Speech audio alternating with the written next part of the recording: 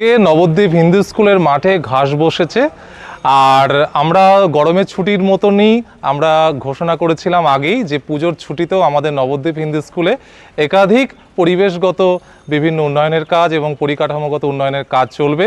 এবং সেক্ষেত্রে একটা সবচেয়ে গুরুত্বপূর্ণ যেটা কাজ স্কুলের মাঠে ঘাস, এবং যেটা আমাদের স্কুলের প্রত্যেকেরই একটা স্বপ্ন ছিল, স্কুলের মাঠটা খুব সবুজ সুন্দর হয়ে উঠবে, এবং সেই স্বপ্নটা আজকে সত্যি হচ্ছে। খুব সুন্দর মেক্সিকান ঘাস, সেই মেক্সিকান ঘাস এসছে এবং মাঠের মধ্যে খুব সুন্দরভাবে চাদরের মতন বিছিয়ে সেগুলোকে সেটিং করা হচ্ছে। তো আমাদের এই যে মাঠে এই যে ঘাস সেই বসানোর জন্য দায়িত্ব দেওয়া হয়েছিল আমাদের বিদ্যালয়েরই প্রাক্তন ছাত্র সুপ্রিয় দেকে। তো সুপ্রিয় সেই সমস্ত অ্যারেঞ্জমেন্টগুলো করেছে, ওর একটা নিজস্ব নার্সারি রয়েছে, ইকো নার্সারি, তাই তো?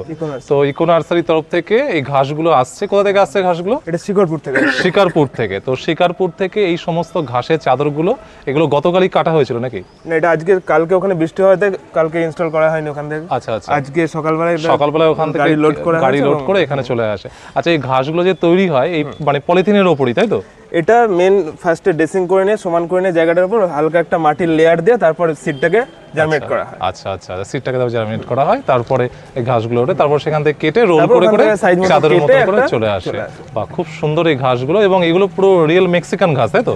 মেক্সিকান মানে এই ঘাসগুলো অনেকদিন মানে টেকসইটা বেশি হয়, তাই তো এগুলোতে? তো যাই হোক, তা সেই জন্য সবচেয়ে ভালো কোয়ালিটির ঘাস আমরা শুনলাম যে মেক্সিকান ঘাসগুলোই হবে, কারণ এখানে যেহেতু ছাত্রদের সংখ্যা বেশি এবং ইউজটাও বেশি হবে, সেক্ষেত্রে আমাদের যাতে একটু টেকসই ভালো হয় সেই জন্য সেই রকম ঘাসই স্কুলে আনানো হয়েছে।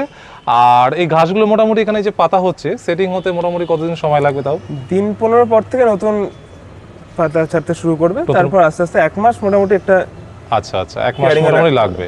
তা সেই জন্য আমরা আপাতত, যেহেতু আমাদের সামনেই 24 তারিখের পর স্কুল ছুটি আছে, মানে ছাত্রদের শেষ হয়ে যাচ্ছে এবং ছাত্ররা 25 তারিখ থেকে স্কুলে আসবে, আর বেশি দিন সময় নেই, আজ যেহেতু 9 তারিখ, তা আমরা সেক্ষেত্রে স্কুলটাকে বাঁশের একটা বেড়া করে প্ল্যানিং করেছি আপাতত ঘিরে রাখবো, কারণ ছাত্রদের কোনোভাবে আটকানো সম্ভব হবে না এখন, যাতে ছাত্ররা ইউজ করতে না পারে সেই জন্য আপাতত একটা বাঁশের একটা টেম্পোরারি বেড়া আমাদের দিতে হবে, এবং তারপর ঘাসগুলো মোটামুটি যখন উপযুক্ত হয়ে যাবে চলাচলের, তখন আমরা সেক্ষেত্রে সেটাকে ইউজের জন্য বা খেলার জন্য ছাত্রদের তখন আমরা উন্মুক্ত করে দেবো।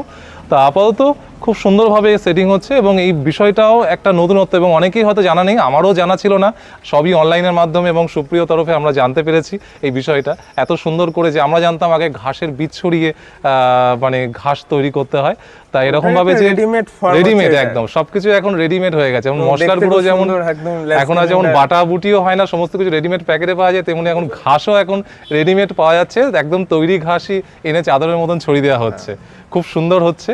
তা যাই হোক, আশা করি ঘাসগুলো খুব সুন্দরভাবে সেটিং হয়ে যাবে। তো আমাদের বিদ্যালয়ের আশিসবাবু রয়েছেন, আমাদের আশিসবাবু হচ্ছে পরিবেশ কমিটির প্রধান উদ্যোক্তা এবং পরিবেশ কমিটির কনভেনার, এবং তিনি মূলত এই সমস্ত প্ল্যানিংগুলো করে থাকেন এবং দেখাশোনা করেন পরিবেশটা কী করে আরও সুন্দর করে তোলা যায়। তো আশিসবাবুকে বলবো কেমন লাগছে একটু বলার জন্য। না না, এটা ঠিক না, জগন্নাথ যেভাবে বাড়ি বললো আমি সব প্ল্যানিং সবই জগন্নাথ করে, এবং এই আমাদের স্কুলের যে মানে টিচার ইনচার্জ হয়ে আসার পরে জগন্নাথ যে এই পরিকল্পনাগুলো নিয়েছে, আমি তার সঙ্গে একটু ওকে উৎসাহ দিয়েছি যে হ্যাঁ এগুলো করলে খুব ভালো হবে, ওই সব করছে। তো এই যে এই টব লাগানো, ঘাস লাগানো, এবং এরপরে আরও প্ল্যান আছে। তো আজকে খুব ভালো লাগছে যে এই যে একটা ঘাসের যে গালিচা তৈরি হবে এবং স্কুলের পুরো একদম সৌন্দর্যটা একদম অন্যরকম হয়ে যাবে। এই জন্য আমি বিশেষ করে জগন্নাথকে ধন্যবাদ দিই। জগন্নাথ আমাদের সমস্ত টিচিং স্টাফদেরই ধন্যবাদ দেব, কারণ এই পরিবেশটা, হ্যাঁ, কারণ এই যে কিছুদিন আগে আমি 2 দিন আগে একটা পোস্ট করেছিলাম, তা আমাদের টিচিং স্টাফরা এতটাই ভালো, অনেকে লিখেছিলেন যে সরকারি স্কুল ছুটি বন্ধ, আসে না, কেউ কাজ করে না, তা আমাদের সেক্ষেত্রে কিন্তু পুরোপুরি ব্যতিক্রম। আমাদের সমস্ত যারা রয়েছে স্থানীয়, যাদের কোনো সমস্যা নেই, তারা কিন্তু প্রত্যেকেই আসেন, আরও অনেকে এসেছিলেন সকালে, এখন যেহেতু বিকেল 4:45 বাজে, সকাল থেকে এসে রয়েছেন এরা, এবং সকাল থেকে অনেকে ছিলেন, অনেকে চলে গেছেন, তা সবাই আসেন, সবাই সাহায্য করেন, সবাই মিলেই আমরা স্কুলটাকে এভাবে এগিয়ে নিয়ে যাচ্ছি। আশা করব এই সংঘবদ্ধতা এবং সহযোগিতা আগামী দিনেও থাকবে, এবং স্কুলটাকে একটা উচ্চতর পর্যায়ে আমরা নিয়ে যেতে পারবো।